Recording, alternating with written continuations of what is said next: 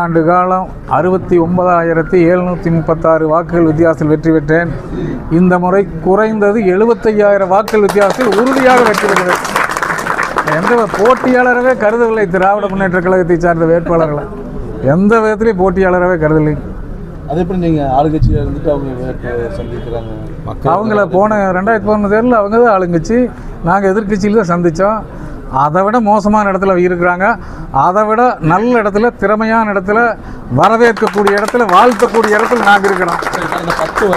10 வருடமா பலத்துக்குள்ள சில, அதாவது நீங்கள் உங்களுடைய செயல்பாடு எப்படி பார்க்குறீங்க இந்த 10 வருட காலத்தில், கடந்த 10 வருட காலத்தில்?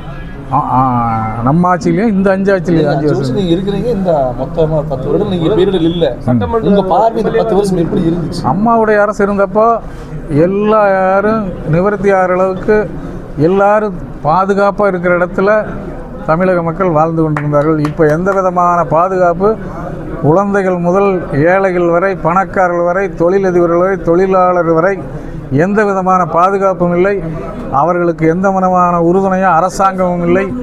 5 ஆண்டு காலம் மீண்டும் அம்மாவுடைய அரசு எவ்வாறு செயல்பட்டதோ அதற்கு ஒரு பங்கு மேலாக எந்த விதமான குற்றச்சாட்டும் இல்லாமல் தமிழக காவல்துறை பொறுத்தவரை ஸ்காட்லாந்து காவல்துறைக்கு இணையான காவல்துறையை கட்டுப்பாட்டில் வைத்திருக்கின்ற முதலமைச்சர், திராவிட முன்னேற்ற கழகத்தினுடைய கிளை கழகத்தினுடைய செயலாளர்கள் முதல் கொண்டு முதலமைச்சர் வரை அவர்கள் என்ன சொல்கிறார்களோ அதை அதை செய்யக்கூடிய இடத்துல இருக்கின்றார்கள்.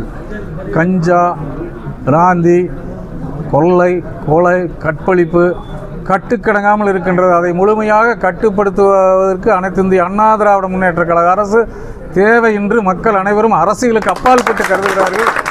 உறுதியாக வெற்றி பெறுவோம். உறுதியாக. நீங்கள் விடுபட்ட திட்டம் எது? நீங்கள் எம்எல்ஏ இருக்கும்போது ஒரு திட்டம் விடுபட்டு போயிடுச்சுன்னு ஃபீல் பண்ணிப்பீங்க. அந்த திட்டம் எது? நீங்கள் விடுபட்ட திட்டம் எது? விடுபட்டது